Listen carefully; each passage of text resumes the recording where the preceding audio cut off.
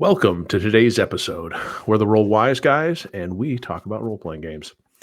Thank you, everybody who stopped by and gave us a listen. We appreciate all the likes, the subs, the comments. Honestly, it was pretty amazing to see that one of our last videos was so well received, and we really hope that you guys stick around for future conversations because, as I said before, we like talking about role-playing games. So as a reminder, kind of there's a natural segue there, is that we also play role-playing games on a live stream. We have a Monday night actual play most Mondays, not every Monday, but most Mondays we're either playing a game or getting ready to play a game. And so you can catch us Mondays at 8:30 Pacific time.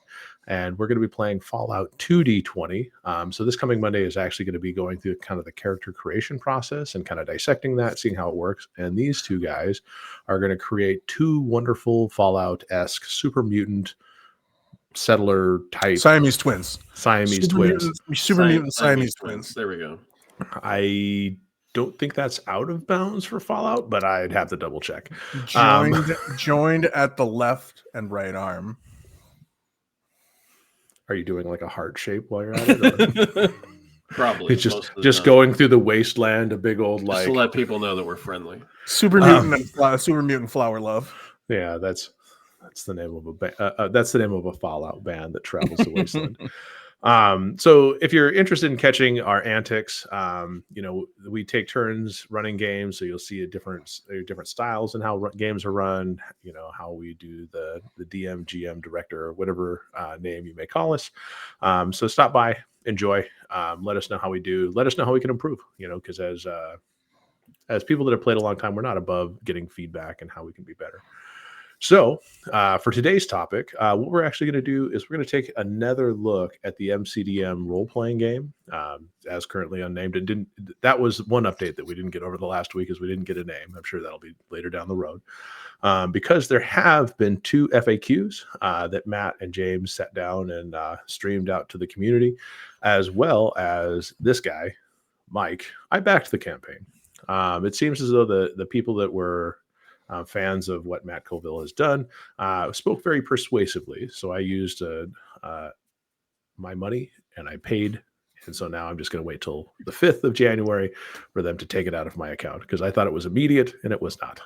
No, Kickstarters are winning funds. Yep. So that surprised me. I was like, I'm rich. Wait a minute. You've never funded anything on BackerKit or Kickstarter before? Not that I remember. Apparently, I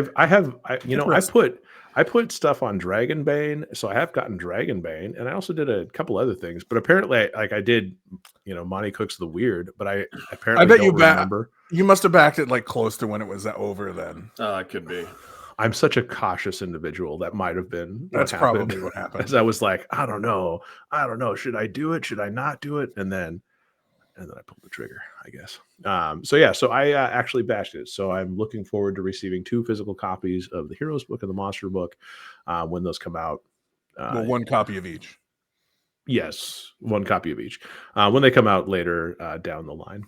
So let's get into this. The only reason I said that is because when I first read the Kickstarter, I was very confused because of how they said it, because I thought it did say 2 copies of each book. And I was like, "Oh, well, this is amazing!" And then I was like, "Wait a minute, that doesn't make any sense." Well, you do get 2 copies if you look physical and digital copy. Right. Yeah, and that's what it got me. And that's you were what getting 2 physical, they wouldn't make any money. They'd be losing. Exactly. So no one should pay you to play their game. You should want to play the game. It's true. That's true. Well. So I guess the question is we actually have spent a lot of time listening to them talk about the games, answering questions for the community. Do you guys, have you changed your opinion about the game and what it entails? Speaking in broad strokes before we start getting into littler stuff. In broad strokes, I was intrigued, right, when we did last week's episode. I think I'm even more intrigued. I did not get to finish the second FAQ. I have my obligations this week have been semi-extreme, but I did listen to nearly 3 hours between the information about the crowdfunding and then definitely the whole first FAQ and some of the second. I appreciate a lot of the directions they're going. Some of the stuff maybe it was just because Matt and James were so upbeat about what they were talking about. They were obviously excited, and they should be. But their enthusiasm, I thought, was catching, and a lot of the stuff sounded fun. A lot of it sounded really intriguing in terms of the mechanics. I'm not even talking about some of the specific information they gave about the characters, which I think also sounds cool. I feel better than I did last week. Brent, how are you feeling? I probably won't back the game, just because some of the things that they brought up are in just support a game style that isn't always my favorite to run. I might pick it up when down the road, maybe as a late backer, which they did say that they were going to have late backers after it funds. I might pick it up then after learning a little bit more, but hearing, and this is, and I'm going to apologize to everybody right now, but hear him throw 4th edition's name around so much, which is a game that I strongly had strong feelings about not enjoying running, made me pump the brakes quite a bit. They did have some things that I absolutely love. Like there's some definite features that I absolutely love. Like one of the things that I loved, because I always wondered why no game has ever done it before, is the fact that your weapon is going to level with you. I don't know if you guys remember that from the fact. Yep. Because that was one thing that I absolutely loved and I never understood about games. Like D&D has always been about, this is my butter knife, and then you get into a dungeon and like, oh, I have a better butter knife, and you just drop the one that you've been through all these battles on the floor. And that just doesn't happen in the fiction. Like that's never a thing. Like the Atlantean sword in Conan and the Conan the movie, like that was an important part of the character. Sting in Lord of the Rings, that was an important thing, and they brought that up as an example. Like, so I never really understood why there's never been mechanics for that. So I'm really interested to see how that works. That's one of my favorite things that stood out, which is kind of weird, but it is, because it's something I've thought of a lot. Well, and I'd have to, and correct me if I'm wrong, but I thought there was a progressive chart that you could buy into a magical item in 3rd edition D&D. Is that not? Am I just dreaming? I think it may have been maybe in a house rule or something that wrote. Or maybe in some odd supplement. But I don't. I mean, there's a lot of stuff that came out like for 3.5. Yeah. Don't get me wrong. Like, if you didn't happen to buy the entire, Library of Alexandria, aka the entirety of the collection of 3 and 3.5, then I could understand it. I just for some reason thought there was. But needless to say, 3.5, your weapon stopped mattering because your base attack bonus is what mattered. Like you could literally use a butter knife at like 6th level because your base attack bonus was like 25 or something like that. So it's like my weapon's only magic in name, so I can hit things that don't get hit by normal by mundane things. I just remember there being, because the 3 and 3.5 were the most crunchy systems where you could create the most outlandish things that it just got too crazy. And Earthdawn has the thread system where you can tie threads to weapons and make them better, which is complicated. But that's one reason why I like Earthdawn, is because you can build your legend with your weapon versus, like I said, in D&D, it's always been about, I have a +1 sword. Fight. Oh, this is a +2 sword. Well, and like, well, and in addition to that, I mean, it feels like, there's a lot of plus low level bonus weaponry lying around. Like, it's encouraged to give magical items that have certain characteristics. And so outside of my games, obviously, I'm sure a lot more people got like +2 weapons with certain characteristics. Like Mike gives you magic items that nobody in the party can use. He just doesn't give you any. Even though you're supposed to have magic weapons at, I think, 3rd level, like you just don't have any. I believe in scarcity makes fun. But speaking of characters, scarcity makes fun. The true rule of all economics. you learn how to play better with what you have if you don't have all these bells and whistles. I feel like that's the role playing economic theory that nobody wants to back. I think I'm probably alone on that island, unfortunately. But needless to say, characters are interesting, and I thought that when you mentioned kind of like the weapons getting together and everything like that, there seems like there's a lot of facets to each of these characters. And one thing I thought was interesting is that gosh, I say interesting a lot. I keep on noticing that. But the one thing I noticed is that the characters, the when you start the character and you're actually building them for your first level adventure, to be your hero and everything, you have like ancestries, you have classes, you have subclasses, kits, titles. I was really impressed, also, but also a little bit intimidated as the potential number of early choices that you make, because I feel like it's a front heavy decision that you're going to have to make to get to your character to where they want to be. And maybe not the subclass, because they kind of mentioned that subclasses may not be a first level choice for everybody except for maybe the conduit or something. Well, and the reason that they said that is because we wanted to limit the number of choices that you need to make at first level, which seems like there's going to be a lot regardless.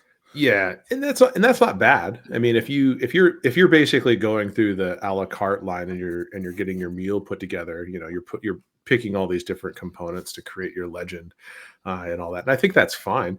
And I think basically how they're balancing that on the back end is that once you've chosen those components and you've built your character, then it progresses in a certain style. Then you say, okay, well, you choose like either your class or your subclasses, ability at this level and all that stuff. So you actually get a lot less choices after the fact, which I think I'm okay with, as long as you understand what progression means for that character. Well, I think you make more defining choices later. Like you make broad choices at the beginning, you level 1, and then as you taper, you make more defining choices as to what your character is, I think is what they said. Because they said at one point, if I remember right, he said there were like if you're I think he used Illrigger as an example, like there's 2 choices you have to make, and you have 2 choices of Illrigger or 2 choices of like ancestry feats, you just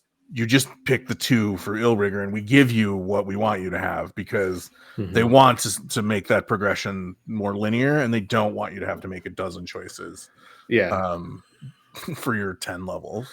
Well, exactly. And like having, and I thought that was kind of a neat thing. So you kind of knew what you were getting into if you chose your class and subclass. You kind of saw where that went to, and it didn't have like a branching number of choices to get you everywhere. And they also said no multi-classing too, I think. Yeah. And I think Pathfinder really embraced the no multi-class, but used kind of like another supplemental thing to say like, hey, in Pathfinder, you're this class, but if you want to take this feat, you can dip into classes, but you can't multi-class. Right. And I'm not opposed to that, honestly. I think that when I saw 5th edition and how multi-classing really yielded some very broken combinations, I mean, I feel like mechanically they're very fun for the people that like to kind of like min-max and power game that kind of stuff to the nth degree.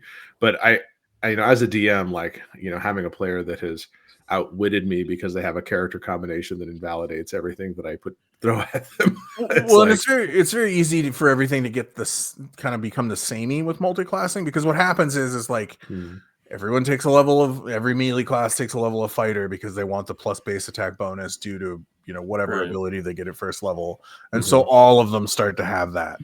And I think that's where you get like it was Hexblade Warlock that I started reading about, and it was like, oh my god, where they're like, well, now this is the level that you want to dip into this class so you can get this, and it's like I thought Matt and James mentioned it in the first FAQ where they talked about they don't want to build a game that can be solved, where the most optimal way to do anything is to follow this one specific path with this one specific power with this one specific character, because that just defeats everything, right? And at the end, yes, there's about 5 minutes there where you feel like you're a golden god, and then everybody gets bored, right? Because there's no challenge too great. There's, and we saw that. Like we all, I mean, I did it. I was as guilty as anybody in 3.5, right? Where you could min max almost, except for Brent. Brent is the exception to the min max rule. I did it on accident in 4th edition, like really bad. Like there's a Battle Rager fighter subclass that was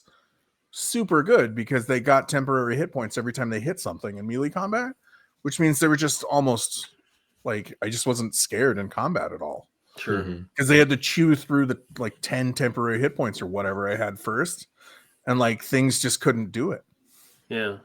Speaking of combat, I love the concept, the push your luck concept. As you start getting better, more stuff when you victory on more versus victory versus rest. Yeah. Yes, the victory versus rest stuff. I like games that give you player choice. My big problem right now with D&D personally is that if you have a really well balanced encounter, I'm talking combat, right? Because that's the thing that causes you to have to rest, not other types of encounters. But if you have a really well balanced one and the players get a little unlucky on the dice, they almost can't go on because they're all almost dead and most of their healing is exhausted after one or two or your wizards medium-sized combats, or your wizards have nothing except cantrips, right? Yeah. Or I think there's actually another facet to that I thought was an interesting way that this victories thing, and just so everybody kind of recognizes, if you didn't watch the FAQs or you weren't aware of what this is that as you defeat encounters, you get victories, and these victories are a resource pool that builds up over time. And I don't recall if he mentioned if it was like a group pool or if it was an individual pool, but these victories are a different resource than your heroic resource, I guess, and they allow you to do different types of actions and activities. So if you bank a lot of victories, you may have some really cool things that you can do because you're just a hero of the land, but it comes at the cost of that you haven't actually replenished any of your base class resources. So you may not have the magic that you need to cast the spells that you have, and so it becomes a very strategic. Do we go back to town and do a rest, or do we push our luck, as he said, and go deeper into the dungeon? And what I think it provides you is it provides you an incentive to avoid the rest after every encounter supernova approach that I think I've heard of in some D&D games, where you go in, you fight an encounter. If the encounter didn't exhaust enough resources, you go to the next encounter. But if it did exhaust too many resources, you just go take a long rest. Not the gritty long rest, Brent, the whole week, but just the standard D&D long rest, because that you didn't have any incentive to keep going. Yeah, as a DM, you have to kind of be like, okay, well, since you started delving into the dungeon, now I have to change the dynamic of the dungeon, because said guardians of the dungeon now know that somebody is trying to penetrate their defenses. And modules aren't really written like that. Like, what happens if the PCs try to leave, or what happens if they try to rest in the dungeon? Figure it out. Right. Which they will. That's the thing, is they're written like that's not going to happen. And it almost empirically is going to happen, because like anytime you're in a combat that's at all challenging, they'll blow all their resources. This is okay. So this is something that was really a problem in 4th edition, is like, if you had a combat that was at all close, even if it was supposed to be an easy combat, you couldn't see a reason to not use all of your abilities. And so like at that point, you don't have a choice, because if you go into the next combat, which is supposed to be tougher, because it's built like a video game, it's built like a level 1 challenge, a level 2 challenge, and then your boss challenge. Like if you used all your resources in that first challenge, like you can't go to the second challenge. You're just gonna die. Yeah. So you have to go rest, because you used your daily and your what is it, like you had encounter powers. It was your encounter powers, your daily, and you didn't go like you could use like every round, once an encounter, once a day. Yeah, it was something like that. Yeah. I don't know. I tried to erase a lot of that. Like, I really thought I was going to love 4th edition, not to diverge too far. And after playing one semi-decently long campaign, I was like, other than the people I was playing with, I didn't want to meet every week. Like, it was like, I just, ugh. Yeah. And so I mean, I saw the comments about 4th edition, and I saw, some of Matt Colville's responses. And so I don't think it's going to be 4th edition, but I'm excited to see where some of this goes. Like they gave me enough nuggets that I want to know what's happening and what it's going to be like, and I'm excited. I think that there's definitely a couple things that reminded me of 4th edition that he mentioned, and maybe intentionally or unintentionally. But skill challenges, I think, were introduced in 4th edition. Like, I think that's the first time D&D started using that as a style of play. And I think that skill challenges are one of those things that if you guys, we know what skill challenges are, maybe, but they're basically a way that you use skills to progress and build tension rather than using like combat. So it's a way outside of combat to have the same level of tension building and a sort of thing. Now, where skill challenges really, because I think if you look at the community and you see the community's like response to skill challenges, I think you get very different results. Some people are like, skill challenges are great. They're the best thing that I've ever included into my game. And I think if you run them right, I think it has the potential to do that.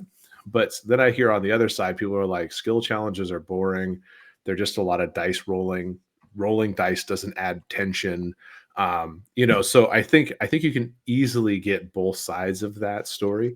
And I feel like in my personal experience running skill challenges, I've had a couple that have done really well, and I've had some that have done pretty poorly. I think, in all honesty, my skill challenge that I tried to put together didn't turn out very well. But I think I did a pretty poor job guiding you to alternative answers and alternative things that you could have possibly done with it. So I think it was just more my mistake on how that worked out.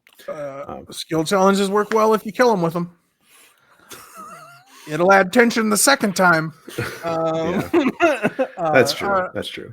I don't know. It's amazing that skill challenges come up because I remember the skill like system in 4th edition as being just anemic. Like there just wasn't very many skills, and like there wasn't very many skills, I don't think, and like how you leveled them up was almost non-existent. Like you didn't really get skills per level or anything like that. It just kind of hung around. Mm-hmm. So I just remember being kind of lackluster. So that's interesting that inspired that mechanic so greatly. Well, I think it was. I will say one thing. The other thing, the grid-based combat that they're kind of talking about, like needing a more visual element to the game, is one of those things that 4th edition really encouraged. That I also don't necessarily like it to be 100% necessary, and I think it's going to be hard in the modern world unless their VTT is very good. Yeah, and it may be. I mean, I think we could probably touch on the VTT in a minute once we're done with characters and all that kind of stuff. Because they talked about a lot, and I don't think there's any way we can obviously cover everything that they talked about in the 30. No, there's like almost 3 hours of FAQ content, or yeah. So because they were taking just general questions from a stream, right? Like whatever was thrown at them that wasn't idiotic, they were answering the good ones. Yeah. So I think that in terms of there were two things I thought that were interesting that probably we could talk about. And then of course, if you guys have anything else we can throw on there, we could talk about the VTT and all that. But one of the things that I thought was really, it's going to be interesting to see how it plays out is how they do the hit points and everything like that. Because first of all, I don't know if you guys caught that section where he was talking about how hit points are developed. Is that first of all, your class determines a vast majority of your hit points, and it was a lot more than normal. So, for example, from the tactician, at least as it's currently written, your first level health is 38 plus your endurance score. And part of that is designed, as they said, because in D&D, if you know the average is you miss about 35% of the time. So it basically baked that 35% miss rate into the number of hit points that you had. So you had a much higher level of hit points. Now, they also mentioned that things like kits and other stuff like that, like your armor and everything, determined how many more hit points that you had. So I don't know if you guys caught that part of it, but somebody I think kind of asked this in the chat, and they said like, well, are we just making like bullet sponge, not like a bullet sponge, but like a meat sponge or something like that? And so you just kind of get stuck in this, you get kind of stuck in like, well, how do you know how much damage? Like, I don't even know what the range of damage is. So like, for example, if you're using the Shining Armor kit from their example, is that it gives you plus 20 health, plus 1 speed, plus 1 damage with weapon attacks, and plus 5 range with weapon attacks. But I don't know if like, so as a tactician with that kit, you would have 58 health minimum. Yeah, but you get hit every time, right? Yeah, you get hit every time, but do you get hit for like 6, like 12? And your armor is a resource. So do I remember that right? Your armor's a resource, so like you lose armor if you use it to reduce some of the damage that you take. Right. And they said this was a game design choice because they said one of the ways that is to make somebody have enough hit points to where they don't care if they get hit, Mhm. which is fine. I don't know. Like, so, yeah, I mean, it's one of those things I kind of worry about game balance just because, like, it's hard when you're baking so much into the character classes like that. Like, I feel like game balance gets difficult sometimes. Well, Because it is what happens. You get bullet sponges or just like crazy monsters that, like, if you want them to be dangerous, like that's the thing is like if you have a character that has 100 hit points at level 3, which I understand 3 is more heroic, but like how much you're right, how much damage how much damage are the monsters doing, yeah. and B, how much damage are the monsters taking? Exactly. And I thought this was something that I'm curious to see how they're going to address, because I think at first level they may have the right balance. But what does that look like at level 5? What does that look like at level 8? What does it look like at that legendary tier of gaming? Not to say that we'll have a lot of games that get up to that legendary tier, but how does that get rebalanced at every level so that you avoid the slog? I mean, that's a very enticing thing for me to have a game that kind of avoids slog in combat, but if you have people with 1,000 hit points. Well, see, that's the thing, though, is I think the game is going to be a combat game. So I think you're going to, I think that's going to be what you do is you do combats. Like, I think they're going to be long because I think that's what your sessions are going to be. And that's more what I mean. Cause that's what 4th edition was. Like, you could have a whole session of a combat in True. like a 4-hour session of combat. And that was what the game was for. And that's kind of that's one of my worries is I'm worried that the game is going to be tactical combat focused, which is your minis, your map, and that's sort of what you do for a session.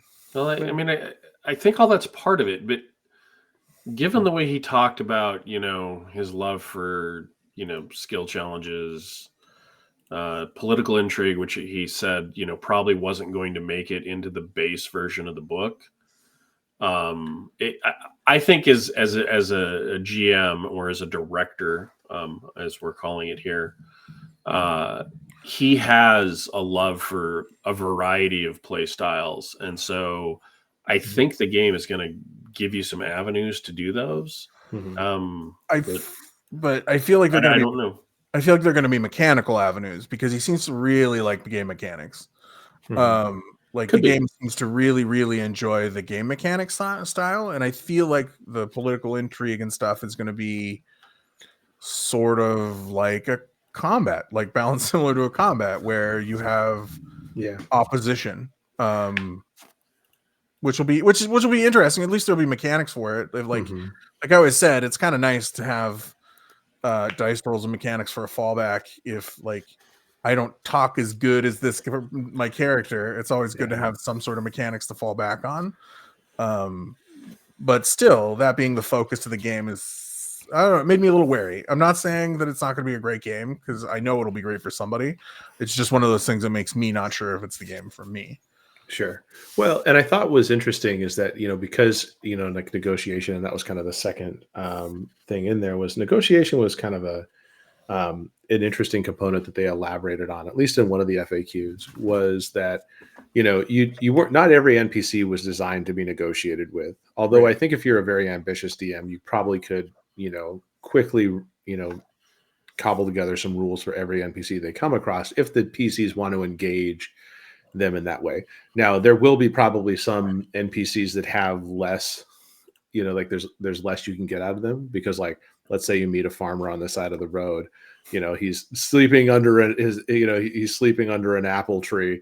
Like, is he going to be the most reliable source of assistance resources or anything like that? Probably not. Absolutely, he's the most important NPC. I've had those games where it's like no name NPC all of a sudden becomes a lot more important than you ever expected them to. And now everybody knows why Brent's not a fun player at your games. He is too the most important NPC ever. You gave me an apple. He has a name and he seems like he owns this apple orchard. And because he looks healthy and not sick, because you said he looks very hale, that means something special about these apples. Apples are only for business prospects. Let's be Yeah, only for my artisanal cider business. Oh God. I do have to say I appreciated that tangent. But what that was amazing. That was an amazing bout of role playing that was absolutely fantastic. It was really weird and fun. But I do have to say that, in terms of like what they described, is that I did like how they incorporated the idea that these rules are not to be misused in negotiations. And he specifically said, like, will there be ways to blackmail people written into the rules? And I like how he said, well, a lot of ways that you blackmail people is you find their dirty secrets. And a lot of ways you negotiate with people is you find their secrets. Right. So, I mean, fundamentally, they're a similar pathway, just the outcome. Well, it's similar, but it sounds like you have to put in the work, right? It isn't like I talk to one person and accomplish the goal. It's that whole like those YouTube videos that one dude does where he starts off with a bottle cap and trades it eventually for a motor, trades shit for it until he gets up to like a motorcycle or a house or something.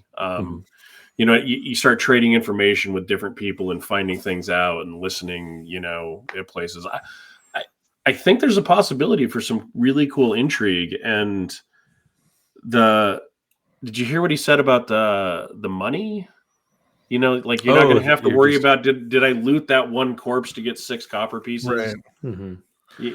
Well, and I think that kind of takes me out of the fantasy when you have to manage your finances like that. And that was one thing I appreciated about Vaesen, was that you guys either had the resources to make the purchase or you didn't. And having a character in the party like we did, having a resource with a higher value meant that you could stay in the hotel as you pass through this town versus sleeping on the street under a tarp, you just had to set up your tarpaulin and like get warm next to a fire with all the other hobos. It's just I do like that. I prefer that just because I mean, one of the things I will say that I think they really might be good for at this point is avoiding murder hobo-iness. Because the moment that like I have to loot everything stops being a motivation, you can kind of cut down on some of the murder hobo-iness, which I like. Yes, start doing heroic things, right? Because your actual hero. Mike has an exception to this. Okay, let's listen. I feel like if you really wanted to game the system, someone could turn the whole victories thing as a win per encounter into something that you wouldn't ever expect. I feel like, we separate these goblins, we turn it into an encounter, and then we take 2 goblins at a time away from this prison, and you face a horde of goblins. We run back through the door, but leave it open until 2 goblins come through. Then we slam it shut. No, Mike is talking about cow farming goblins for experience, basically. Oh, Well, yeah, because you keep opening the door after you kill 2 of them. Each one's a new encounter, and you get more and more. Run them down the chute. Load them up in the chute. All right, get the hammer out. Clam. Obviously, we don't know how these victories will work, and I'm sure there'll be some distinction. Like, is it an actual heroic victory or something? But right. I'm sure they will think of that because honestly, it's been clever enough to foresee that they've played games. They've played games before, right? Yeah. I do like how Mike just turned a fantasy game into a Brent Texas Chainsaw Massacre game. That's pretty fun. Hey, high fantasy. It can be whatever you want it to be, Brent. Fantasy. High fantasy with your Leatherface knockoff. I'm a warrior. Did I hear right? No, they're talking about like everybody leveling up, like at the end of a full adventure, and everybody levels up together. So you're all. Yeah. And at this point, I haven't really, and I feel that type of progression where everyone kind of stays the same. I'm a little bit more egalitarian, and I don't need someone to be a level 5 and another person to be a level 3 and another person to be just starting the game. Like, have everybody in a similar thing so that, it's not like the level 5 just cleans house and has too easy of a challenge, whereas everyone else is just. No, it's funny that came up because that was a thing in 3rd edition that I think everybody ignored. Like, what a shitty thing to do to your friend. Oh, my grandmother's in the hospital last week. I can't make gaming. Well, you're a fucking level lower than everybody else now, you pleb. Yeah, I guess you didn't finish that adventure. Everyone else got all the loots and all the levels. So Loots and levels. Good luck next time. Loots and levels. There's our game. Don't right have a there. life. Loots and levels. That's our Monday night stream. Yeah, Loots and levels. we'll call it loots and levels. Lasers and loots. Considering we mostly play small storytelling games that not everybody's playing, it seems 100% on brand for us. Yep. Well, and especially since we haven't done any kind of campaign style game. You guys almost let me go with a campaign style game with Ur, where we would have played that until the end of fucking time, but we cut that one off just so we could get to other games. I just thought it might be a good idea. Yeah. No, it's a good idea. I was like, because I was thinking about it myself. I'm like, wait, how long are we planning on playing this game? Like, oh no. Well, and the fact that you're running 2 games right now, I was like, no one needs to run 2 campaigns at the same time. I enjoy it, and especially in the same system. Yeah. Well, now I'm going to be running them in different systems, and if our other friend joins us, who knows? We might even jump back into the other system. We'll see. I have a lot of things that I'm planning for all the games that I'm doing because apparently you are very much. You've been thinking about this. We can tell. I'm plotting. The only thing I thought was that I had kind of last minute entry into the conversation, and I don't want to introduce it. What about you guys? Did you guys have anything else that came up before I mentioned this one? No, I said pretty much everything that. I don't know. There's a lot to be excited about the game. There is. I just have a lot of. I was really excited about 4th edition too, and the disappointment still hurts my heart. It's not going to be 4th edition. Yeah. No, the one. So I did have one more point that I thought was interesting. Is the like he specifically mentioned like comprehend languages and those types of spells aren't going to be a thing, so that if you place some sort of gate, in the system, and I think that's what it's called when you do that, is you basically gate it. Is that you don't trivialize it by using a spell. And I have to say that in my time reading about this type of thing, it seems like both sides make very good points as to comprehend languages has a place because it forces a wizard to use a spell slot. Why can't you reward the wizard for being a participant in the party and helping solve a quote unquote mystery? It's kind of like when a character has fly, or if a wizard has knock, they just they trivialize certain types of encounters. But given that that's the constraints of the system, you should find out ways to make those encounters still more interesting and fun. Just because they knock it, I think knock, if you use it, it doesn't disarm traps, just unlocks the thing. So, I believe you're correct. So, I mean, still could be a trap in there, those kind of things. But I did think that was like he veered off into that direction, basically saying like no comprehend languages, no insta-solve type spells and all that. And I was kind of curious, like, did you guys ever feel like comprehend languages was such a burden in your games? Those kind of spells that they... I'm aware it existed. I don't think I ever played in a party. I almost never play spellcasters unless they're aggressively offensive. So I don't use spells like that, and I don't think anybody I've played with has used spells like that. But I didn't do a lot of high-level campaigns either. Do you know what I mean? Well, knock is pretty low. Like knock is just right. No, I've used knock, but not comprehend languages. Have I ever? No, I don't think I've ever had. I don't ever think I've had a game ruined by comprehend languages or knock. One of the reasons that the comprehend languages thing is it comes back to that thing where it's like, what am I gonna, if I make a clue and I make it in a different language, like I'm not gonna make it to where they can't find a way to read it anyways. Exactly. So the difference is it seems like, and I don't know if this is a did or anything, because I guess obviously a wizard, they can use a comprehend languages as a ritual, so it may not even cost them a spell slot, just 10 minutes of casting.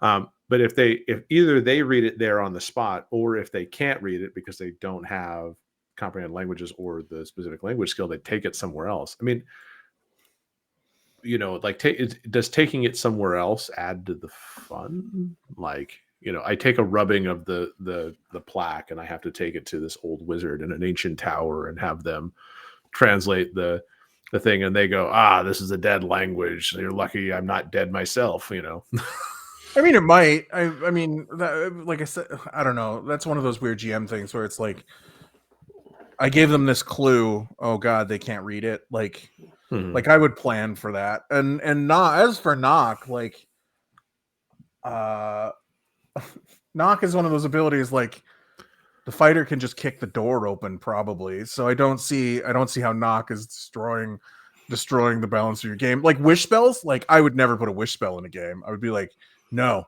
you can't learn that spell. I finally reached. Did you see when they? Sorry, did you see when they talked about wish? Yeah, that's why I brought it up. They want to have the power, but it's going to be tied to like a magic item, so you just can't use it right every day or however often you could freaking use wish. And wish is usually one of two things: either destroys your campaign's game balance because the players are smart enough to use it correctly, or they can't use it correctly because the GM screws them over with it all the time. Yeah, like so, like it's just like I don't know. Like those, I don't think those have as big of an. I don't think either of those have as big of an impact as they said. I've never had a game ruined by something like that. I admit that it can be anti-tension if you had planned for this to be a bigger part of your adventure. You know, like, oh, you go into the ruins of whatever, and you find this ancient tablet, which, you know, has the symbol of X god on it, but regrettably, it's in the old tongue. What does it say? And then you read it, and it's like a menu. You know, I mean, you don't understand. I guess the one thing that I think that shit is neat is because what if that's all your wizard does? Like, what if your wizard is like, I don't really do combat, but it's just a researcher. I'm ultra utilitarian. I got, you know, I got alarm for when we camp. I got detect magic item. I got read language. You know, and I don't have any combat spells. And, like and I just acid splash every combat because I can't. I just sit in the back and hide because I don't even have it. I didn't take any combat cantrips. Like. Like I have played a character like that before, and they're removing that choice entirely, which I think is funny. But again, it's more of a combat game. But like, but there's a place for those like skill monkey ability type characters, and I think they're important. And I think that's one reason I like 5e is weird to me is because you don't really have that in the game where like you don't really have your skill monkey or. It would be weird to make a character that was just like, yeah, I read stuff. That's what I do. Well, I think you know, I think you can get bards and rogues still there today with a certain number of choices and all that. But as you said, you know, combat is a larger focus, and it's going to be a larger focus in this game too. So, with that, I think, I mean, there's a lot to talk about the game. Obviously, you know, I'm excited enough that I put real dollars down. I think I'm going to as well. I have to see how Christmas goes. Yeah, that's kind of what I'm waiting for. And no, you haven't put your dollars down yet. You cancel it before they take your money. I have strongly suggested that they take my money after January 5th, and albeit I can't really envision anything that the MCDM team would do between now and then that would make me cancel my pledge. Although that would be its own story, and we could talk about that then. So no, they've convinced me enough that I may join the Discord. I'm in the Discord. That's what I need is another Discord server that I'm hyped to read for about a week, and then I'm like, why am I getting all these notifications? Another Discord server I turn all the notifications off on. Yeah. Well, so if you go to the Discord server, the interesting thing is they are still actively playtesting. And I guess one final comment for me is that I have to say that the community that they've created is really awesome. It's really close knit. They're very, very supportive and helpful of each other. And I mean, I'm not a member of their community in so much as that, you know, other than I'm an outsider looking in, but it seems like, you know, they've done it right with Patreon. You know, they make sure that their Patreon or their patrons get, you know, advanced access to a lot of this stuff, and they'll have playtest packets before the end of this month. So, I mean, it's kind of weird. We don't really know exactly where the game is. Apparently the game is some sort of playable state for them to playtest, because there's actually I was, you know, because I'm in the playtest info Discord, and they had tagged saying that, you know, we were looking for playtesters for the 21st. You have to read a 75-page packet and, you know, come with a character prepared, but then you were going to do a 4 or 5 hour session of the game with, you know, this community led playtest and see how it played out and everything like that. And I was like, that's pretty cool. I mean, that is cool. That is very cool. I think that's one thing Coville really focused on and worked really well was building his team of people that obviously he admires the way he talks about them. He admires and respects them, the way that he Oh. talks about them, Mhm. and his community. He's done a very good job fostering a strong, positive community, which I think is both really good and exceptional. And obviously, if somebody has a different story about the community, we don't need to hear it. But if you want to tell us all the dirty laundry, you could keep that to yourself. Honestly, we don't really need to hear that. But hopefully, people have experienced good vibes from them. And actually, thank you to the MCDM community, because I think that's probably a lot of our views for last week. So Yeah, they came out in force, and that was really awesome to see. Like, yeah, and I thought it sparked some, there's some neat comments where we learned some stuff that we didn't know. Yeah. And almost all of them were positive or constructive. So I really like that. That was great. So thank you guys. Yeah. So with that, I think we can end this week's episode right now. And so, Jeff, do you want to tell people how they can email us if they don't want to comment on YouTube? Yeah. If commenting is too tough and you would like to go through the lengthier process of emailing us, it is rollwiseguys@gmail.com. You can find, it's mostly Brent on social media behind our accounts, on Facebook, YouTube, Threads, and Twitter, and that's @rollwise. That is not true. Mike answered several comments on the Twitter, so thank you. Or not Twitter, YouTube. So thank you. And if you are impassioned and do email us, I would very much like to read it. Yeah. Just don't send us any game ideas or something that could get us in trouble later. Or do, and we'll not talk about it. So thank you, everybody. As always, roll well, roll wise, and be safe out there. Thank you, everybody. See ya. Thanks.